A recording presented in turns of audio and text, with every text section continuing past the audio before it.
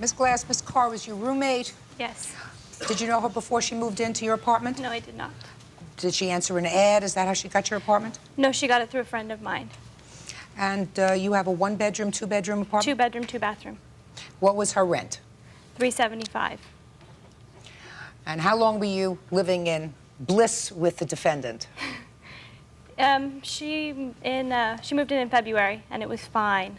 You know, we totally got along. It was fine in March, and it kind of started to go down at the end of March. You know. Now, had she paid you for February? Yes. She paid you for March? Yes. When did she move out? At the end of May. She paid you for April? Yes. She paid you for May? Yes. So why are we here? Because she left at the very end of May, and she gave me 5 days' notice to find somebody new and decided that she didn't have to pay anything else. Did you have a lease with her? No. So? She just left. You weren't getting along? Correct. Is that right? Right. Why weren't you getting along? Well, I didn't really know. There wasn't enough communication between the two of us. But you knew enough to know that you weren't getting along? Pretty much. But there was never enough, oh, well, I'm moving out. Oh. It's hard to live with somebody. Yes, it is. Well, since she paid you for the months that she was there and she moved out 5 days before the end of the month, did she owe you any money? I mean, other than the rent. I'm not considering the rent.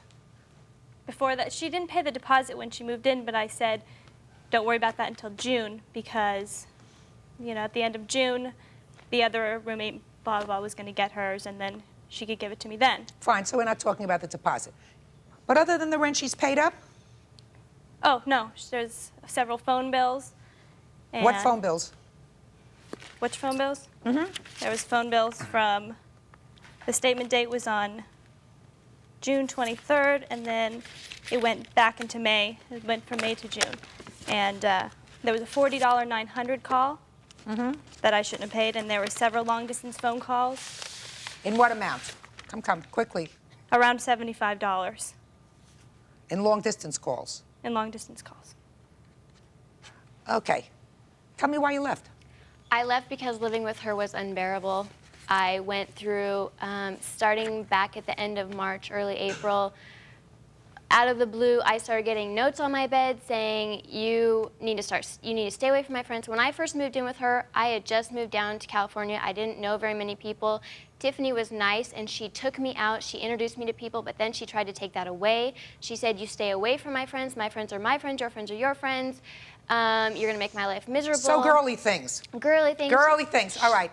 Girly things. You paid February, March, April, and May. She says that you owe her $115 for phone bills.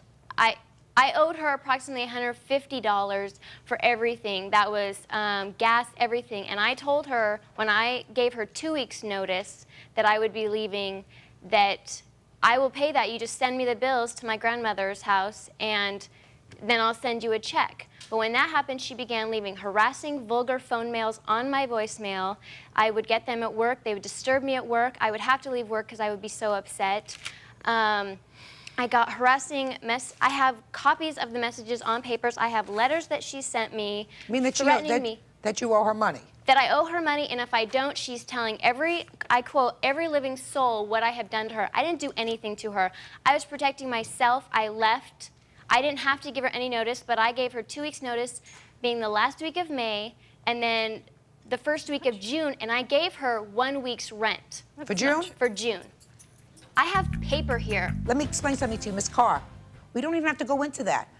She is no longer claiming you owe her any money for rent because I'm not giving her any money for rent. I believe that you paid her all the rent that she's going to get. So you acknowledge that you owed her some money for phone bills. Is that correct? Right, yes. Good. Fine. Then we have no problem. Judgment in this case is for the plaintiff in the amount of $115. That's all.